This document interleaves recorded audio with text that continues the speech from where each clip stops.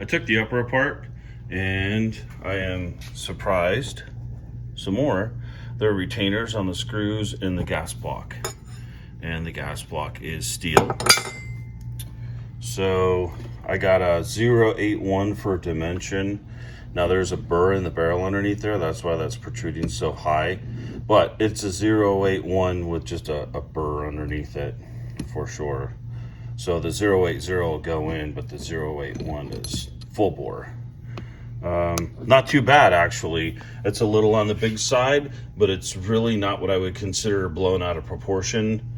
It makes sense to do that, especially on a less expensive gun. It gives you the ability to run cheaper ammunition plus decent ammunition. Yeah, it's going to run fast with M193. I'd like to see this in the 7.6. I mean, if this is 0.76, 0.78, somewhere in that range, I think it would probably run everything still and not be overgassed. But beggars can't be choosers, right? Manufacturers do that because they get complaints on guns not running. It was thermally fit in the upper, so I had to heat the upper to get it out. There is a little ding on the end, but it's not crunched. So I haven't checked the trueness on this yet. I'll re-true it if it needs to be when I rebuild the upper. But the handguard, the only thing that's really holding the handguard in place is, let's see if I can get that out of the way. There we go. There's just 2 screws and a clamp on the back. So there's nothing retaining this from being pulled forward off of the barrel nut other than the aluminum itself being squeezed tight. Definitely an inexpensive handguard, but I mean that's what you're paying for. You're paying inexpensive prices. If you want something that's going to be more robust, you clearly have to spend a little bit more money on it. As an entry level, I don't know that it would be a problem.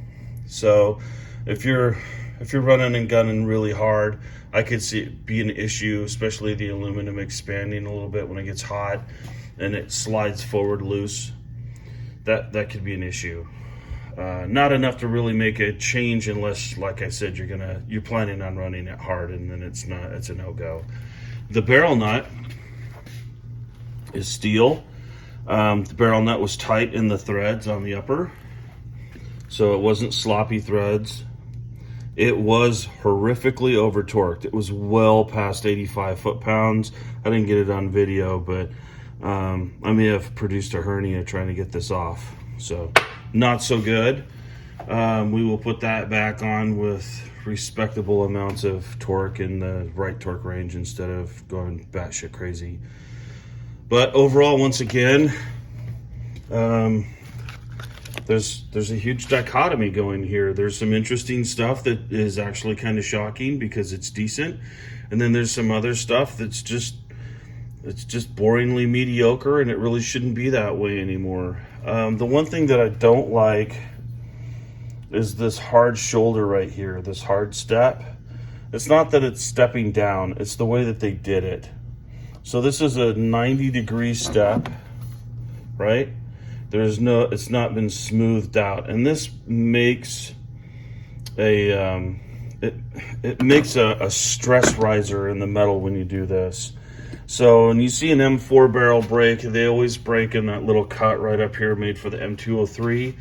And it's a fault in the system and they know it, but it's not a big deal because they typically don't fail unless they've been horrifically abused, and then you just change the barrel. It's the military. Who gives a crap? But when you're making these, this is just done so that it's cheaper to make. Instead of doing a ramp down to this dimension, which they could easily do, it just takes more time and therefore it costs a little bit more. Once again, it's just one of those little things that it's just one of those, it's a cost saving step that they really shouldn't do. The Deltons they're catching up. They're definitely catching up. Kind of some interesting stuff here. So I forgot to mention this. This was not dimpled, okay? And this did have a molybdenum anti-seize. I don't know which one it was, but it's definitely a moly grease. not bad. So this is what I changed. I changed the barrel. I changed the trigger assembly, the handle. I changed the charging handle also. I didn't count that in the monetary change. You really don't have to do that. I did it just because it just makes life easier for this gun with the optic on it. And it was a spare charging handle. I just tossed it in there. I changed the stock and I changed the buffer in the spring. So I changed this to a ballistic advantage, mid-length government profile, 16-inch 5.56 barrel. I changed this to a Hyperfire EDT or heavy gunner trigger. Changed this to the Magpul K2. I put a Radiant in there. I put the Magpul SL stock on there, okay? And then I put an H buffer and a tub flat wire spring. That's what I did, okay? Now we're gonna shoot it, see what happens.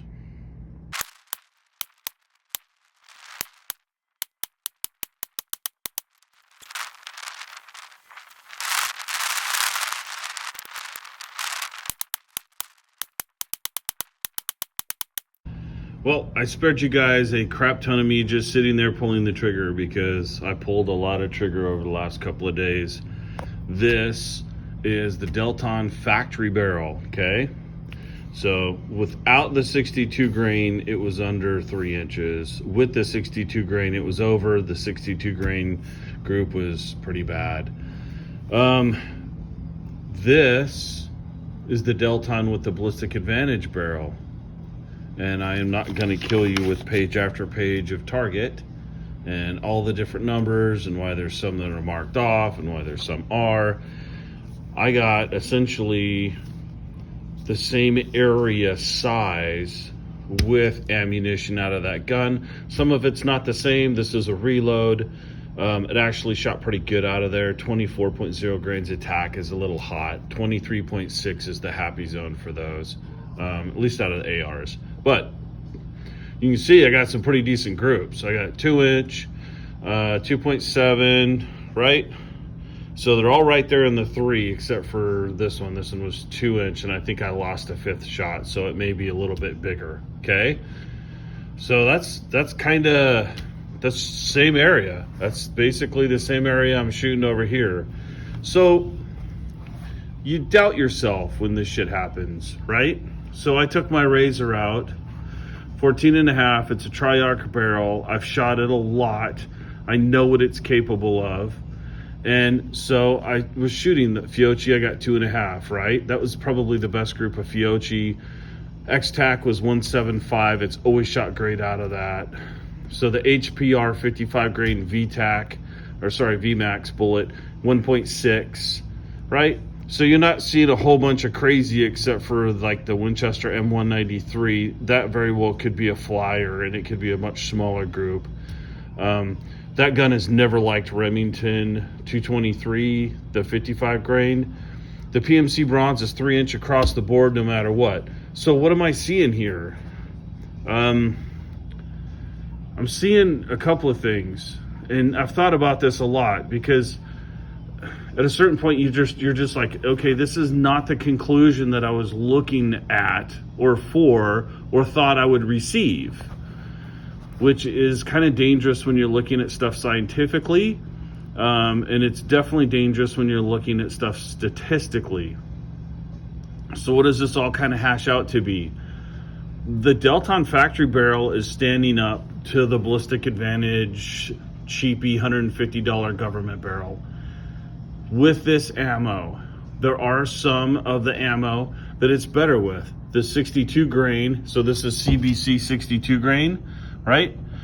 Was a pretty decent group compared to what the factory barrel was doing with 62. This is a 1-in-9 twist. This is a 1-in-7 twist.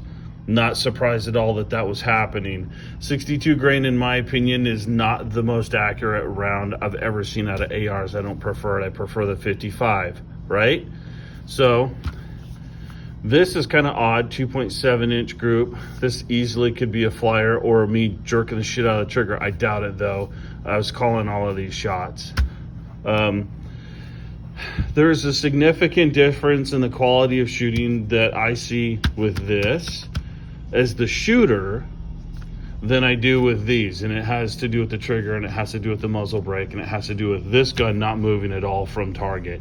I fire this round, it stays right there on target. I see exactly where my dot travels to on this, and it usually never travels out of this 1-inch triangle on that thing. So to see these group sizes from a gun that I know has a Vortex Razor 1x6, has a Geisley SSAE, right? So I'm taking a lot of those potential problems out of there. The only other factor that is similar between all three of these barrels is me, the shooter. And as long as I'm being consistent and true to find the information, I'm not trying to shoot these bad and I'm not trying to shoot these good, which I did not. You're essentially seeing that this factory barrel held up to its own, which I'm absolutely floored that I'm saying that. I'm floored, but it's true. It held up to its own. I'm seriously considering taking the BA barrel out of this and testing this some more and seeing what happens with some other stuff like VMAX bullets and reloads and 77 grain Sierra Match Kings, just to see what this barrel is actually truly capable of. Now, this is a 4150 chromoly vanadium steel that's melanited. This barrel is a 4140 chromoly vanadium. It's not melanited, it's straight steel with parkerization on the outside. So there is a difference in quality on these two barrels. This one will shoot probably twice as many rounds as this one before it dies. Okay? So once again, I'm really, there's this dichotomy of mediocrity. You see some stuff that's definitely a step up in Delton's book, and then you see some stuff that's just basically mediocre, and that's, I mean, for $500, it's not the worst gun in the world. I changed the stock, I changed the handle. You could probably live with the barrel if you're just starting out. What else? So the H buffer and the tub flatware spring makes it shoot a lot better. If you're going to shoot it a lot and you're really looking for stability, I'd put a muzzle brake on it. I know some people hate the noise. Who gives a shit? Get over it. Wear some earplugs. It'll calm the gun down and give you a little bit better shooting quality. When I was shooting this, it was like literally riding in a Ferrari. And this is like riding in a Geo Metro. That shit's gonna get you there. And it's gonna be cheap on gas, but it ain't gonna be fun. So, yeah, I mean, I'm really torn. I'm just not a fan of guns that are about $750 in the AR community. But this thing, it proved that it can keep up with the rest of them. And I didn't find a whole bunch of mechanical problems. The headspace on this barrel was a mechanical problem that's probably terminal in 90% of the people's books. I went forward and shot it because I was pretty sure it was the lugs, and I'm pretty sure that as I continue to shoot this, if I put that factory barrel back in, it's going to eat those lugs, because that was pretty quick wear on the back of those for 300 rounds. But if you're trying to save some money, $500 is all you can afford, and you need a firearm, or you want a firearm because you want to get into learning how to shoot an AR, dude, I think I'd actually recommend this gun. When I started this, there was no way I was recommending a Delton to anyone. And now that I've actually shot this and I've repaired it, what I considered repairing or upgrading it, and looked what it did, I don't know, man. I think I'm a little convinced that this $500 gun might hold its own, and it's got some decent parts on it. So, where the hell did I put it? Hold on. So, some of the things that I found when I took it apart, this has a 0.081 inch diameter gas port. Well, the ballistic advantage, sorry, the factory did. The ballistic advantage is 0.080. So they're almost the same size gas ports. The BA is just a tiny little bit less. I'd like to see that in the smaller zone. This doesn't have any forward restraint. So if I had something on this like a flashlight and I snagged it on a door and I jerked the gun, I could slide this forward, okay? There's nothing holding it mechanically. It's all just crimp. So it's just a squeeze, okay? So the buffer tube on this, let me see if I can find it. So the buffer tube, I had some issues with the buffer tube moving around and when I was shooting it. So I looked at the buffer tube really close, and the extrusion on this is horrible. It's really not good, and it's a $30 part. I probably would have changed this if I'd have seen it sooner. It's worse underneath the stock. It's a $30 part. There's no reason to use some piece of crap there, but they did. Yeah, it needs a little bit of polish, but quite frankly, I think that Delton has actually kind of fixed some of their junk. Their bolt carrier groups are good. The barrels are holding true to everything else. Okay, yeah, it's a little bit of polish, better stock, better handle. Definitely make a difference. Better buffer spring. Yeah, it could definitely be a good entry gun for $500. I'm really kind of stumped, shocked.